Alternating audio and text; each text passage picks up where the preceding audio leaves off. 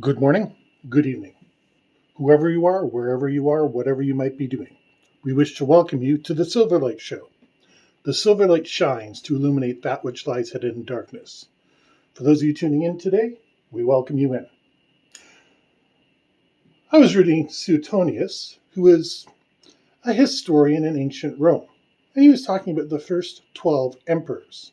Well, it depends how you count Julius. Technically, he was an emperor, but functionally, he was. And something I noticed the 12 emperors did fairly often was to cancel all debts. Julius Caesar did it, Augustus Caesar did it, Claudius did it, Nero did it, and I think Vespasian did it. There might have been a few others in there. But the fact is, the emperor was able to turn around and just instantly say, that's it. No more debts. Let's give the people a break. The interesting thing about this is they had to keep doing it because people kept going back into debt. Now, this was in ancient times. This is when finance was relatively simple. Yes, they understood the idea of a partnership or a superior partner and a lesser partner. They understood all that. I bring 60% of the money to the business, you bring 40%. There before we split the profits, 60-40. That is a concept they would have understood. But they didn't use debt in the same way that we do in the modern world.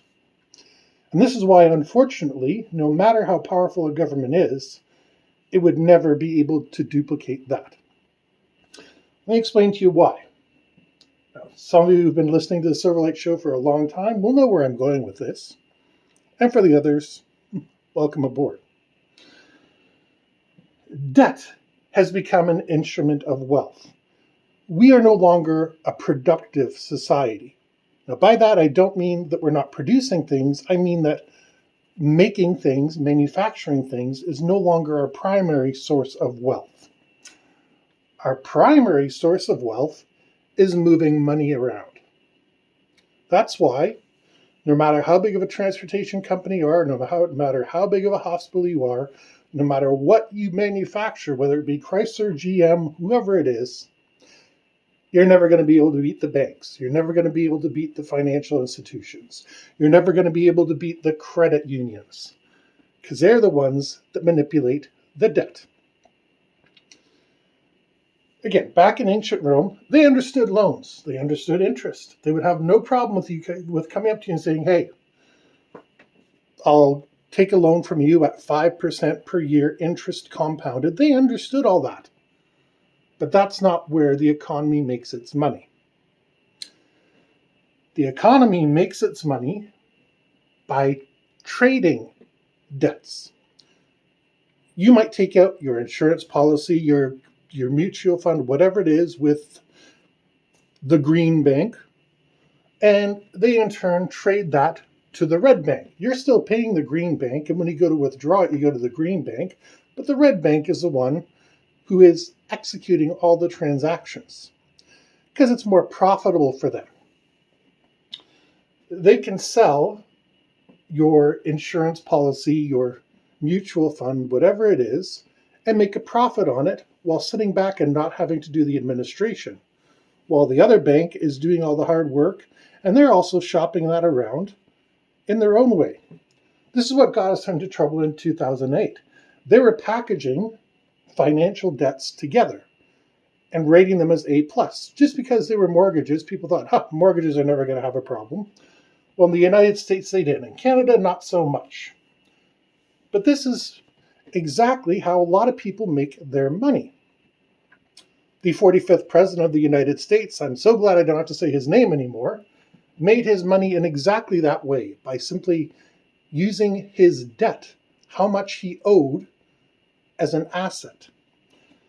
To refresh people's memory, owning debt where other people owe you is an asset. If you buy a bond as compared to a stock says you own 0.01% of a company, whatever the number is, whereas a bond says the company owes you $100 in 3 years, plus 6 to 8% annually. So you're not only collecting that 6 to 8%, but at the end of it, you get your money back. And you can use that bond. You can't do this with stocks, but with a bond, you can trade that around. You can borrow against it 5 or 6 times. It's not like a house where, yes, you can have a first and a second mortgage. Debt is something that you can use as an asset. And this is something that wouldn't have worked in the ancient world. They would have said, no, you've got somebody else's debt. I'm not loaning you based on that. And this is where we get into problems in our world. I'm sure everybody's heard about futures and derivatives and all those things. Basically, that's just taking out a debt. A future. A farmer has a field of corn coming in. He knows that in 6 months, corn should be worth, I don't know, $1 a bushel. I'm going to put that down there just as an easy number to work with. So within his however many acres, he can mortgage that and in return, let's say, get $100,000. Farmers really don't make that much money. We're just going to use that simply. So somebody turns around and buys the corn at $100,000, thinking in 6 months they're going to make a profit. And if 3 months go by and that corn turns out the corn crop isn't that good this year, that money goes up. So whereas now his $10,000 is worth $50,000 because he's got bidders coming in and saying, hey, we need that corn to feed our pigs, to bottle up, to can up, to do all that sort of thing. And the opposite is people who bet against that. And they bet that the corn will go down. So they're holding their money to the last minute, hoping to swoop in and grab it at $80,000 or $60,000 or whatever it is, then turn around and still make money. This is where the idea of forgiving debt just doesn't work in the modern society because we are a debt-ridden society. We couldn't even do it to say, okay, everybody who's below $100,000, we're forgiving your debt. Even that doesn't work because despite my optimism about people going back to work the other day, they're willing to work, but they're also very willing to go into debt. To take out a car loan, most people don't have the money for a car. House, most people don't have the money for a house. Even a computer system, which is becoming cheaper and cheaper, it's getting more and more expensive to buy. And places like Best Buy and Walmart and all those big box stores, they offer you in-house financing. Know why? Because they make money off financing. Your debt makes them money. So the first pressure a politician would face in canceling the debt would be all these financial institutions saying, we don't want to lose our 6% or whatever it is. I don't know. I've never financed a computer. I financed a car and a house, but never a computer. They don't want to lose that money. And at what point do you really establish the threshold? I mean, a mechanic who works 11 hours a day and manages to do a whole lot of work can make over $100,000. So why would we punish one of the hardworking people who has legitimately tried just to have an arbitrary number? Same with a doctor. A doctor is going to go out, buy a nice house, buy all sorts of things that they can afford, and they work damn hard. No one is ever going to say a doctor doesn't work hard.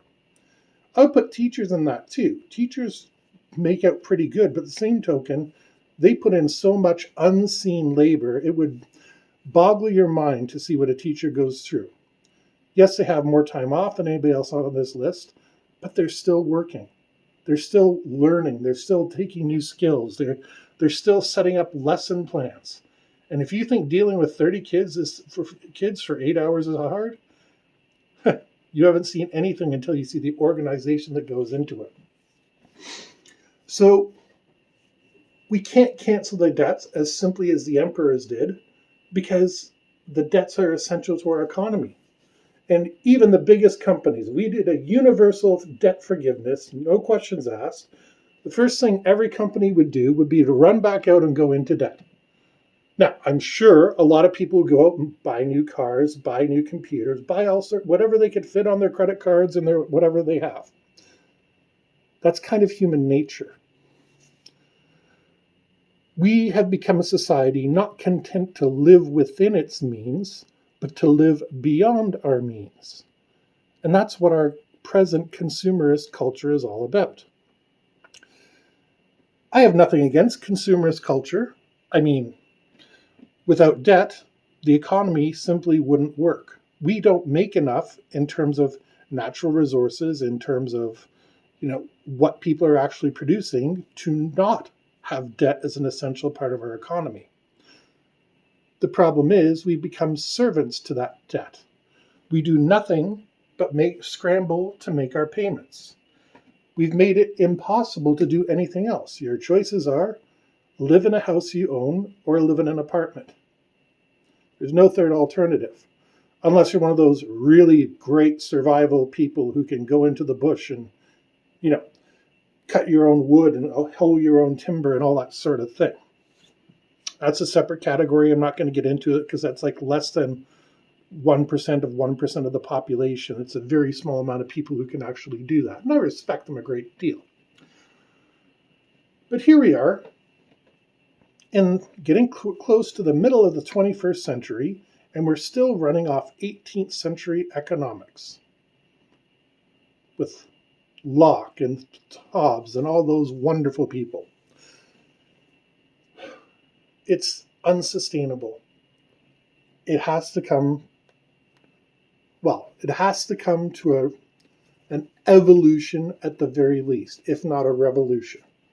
Because like I said, if something as forgiving debt is so hard in our present society, what happens if that debt becomes unavailable? It's easier to check your FICO score, I believe it's called, your credit score, however you want to call it. And it's easier than ever to make sure that your credit is good. At the same time, people are not willing to lend to people on the low end of that credit score. And I haven't done the research yet, but if you don't have a credit card, then you can't buy off Amazon, you can't buy off eBay, you can't buy off any of those places. Now, places like PayPal and things like that are making a difference. But again, this is all debt option purchasing. You're paying with debt to buy whatever it is on Amazon, on eBay, on whatever site you choose to pick. You're leveraging your credit or your ability to come up with something that will give them the ability to use your debt. So, going back to our hypothetical emperor again, that decides to forgive all the debt in your particular town, city, universe, whatever it may be, is simply not going to work. We're no longer in a capitalist society. Well, actually, technically, we're in a pure capital society, not capitalist, capital, because people are no longer using capital to manufacture goods. They're now using it to produce products, not hard goods. Those are all made elsewhere. Just looking out on the street here, I'm seeing, let me see. Wow. About 5 cars not made overseas. Wow. I never actually did that before this exact moment. So the more that we're encouraging other people to take our money and give us stuff in return, the less chance we have of building a solid economy here. And if we can't build a solid economy, then the only thing left is to rely on our debt to one another. And there's an old expression, robbing Peter to pay Paul. And that's what our system is based off at the present time. We're all hiding money from one another. We're shifting it from one pocket to another. That's the way finances work these days. And sadly, no amount of debt forgiveness is ever going to get around that. I don't want an emperor. I don't want a dictator. I don't want anybody like that. But it's interesting to see how our economy could never be converted to a pure communist economy. It could never be converted into a pure capitalist economy. What we're in is a debtist economy, where debt is the only thing that matters. And your credit score, in other words, how much debt you can absorb, is the only thing that matters. It bears a lot of thinking about. We wish to thank you for joining us on the Silverlight Show today. If you enjoyed this video, please like, share, and subscribe. And for everybody, we hope you have a fantastic day.